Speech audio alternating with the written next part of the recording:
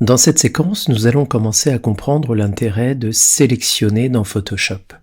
Alors, je vous ai montré un certain nombre de fonctionnalités de réglage, notamment la luminosité, le contraste, le réglage des niveaux, etc. Et vous vous êtes aperçu que ce réglage s'effectuait sur la globalité du visuel en général. Donc je vais vous redonner quelques exemples ici de visuels. Vous avez cette photo avec un mur peint, ici une poêle avec des œufs, une feuille et un personnage. Et en fait, l'idée, c'est de vous rappeler qu'ici, dans des contextes différents, on risque de se retrouver avec des techniques de sélection également différentes parce que vous ne sélectionnez pas les cheveux de cette fille de la même manière que vous sélectionnez cette feuille, cette poêle ou bien encore ce mur. Alors, c'est là où il faut qu'on se mette d'accord. Il y a des outils de sélection, il y a des techniques de sélection, il y a des fonctionnalités, des fonctions anciennes, historiques, des fonctions nouvelles.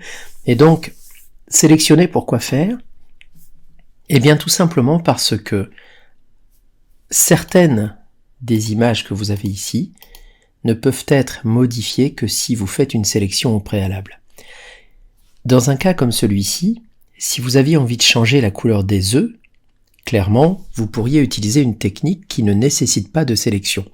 Je vous rappelle par exemple que dans Images, Réglages, Teinte, Saturation, vous pouvez par exemple décider d'intervenir sur la couleur jaune et uniquement sur la couleur jaune des pixels, donc les œufs, les jaunes d'œufs pour être précis, et effectivement vous pourriez à ce moment-là décider de jouer sur la lumière du jaune ou ce genre de choses. Donc pour le moment on est encore en mesure de choisir la partie que l'on va modifier sans pour autant sélectionner.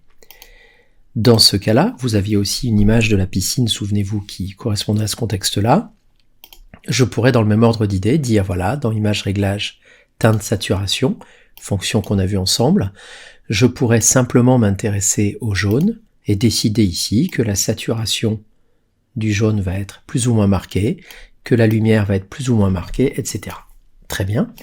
Par contre, là où ça devient compliqué, c'est si je demande à l'utilisateur de modifier la lumière, le contraste, la netteté de cette partie et uniquement cette partie. Parce que là, pour le coup, quand je vais aller dans une fonctionnalité de type luminosité-contraste, eh bien, je vais me rendre compte assez vite que malheureusement, la lumière et le contraste agiront sur l'ensemble de l'image. Vous voyez qu'ici, la partie rose et la partie jaune sont modifiées de manière globale. Ça sera la même chose ici.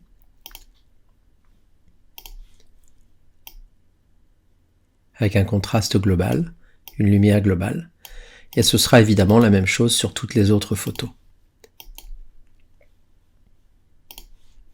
Donc voilà, sélectionner pour quoi faire ? Eh bien tout simplement pour être capable de dire à Photoshop, je veux agir, quelle que soit la fonctionnalité utilisée, sur telle ou telle partie de mon visuel.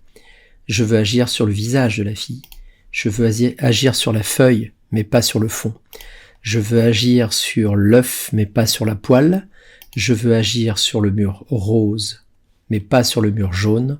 Bref, dans Photoshop, je sélectionne pour agir sur une partie ponctuelle de mon visuel.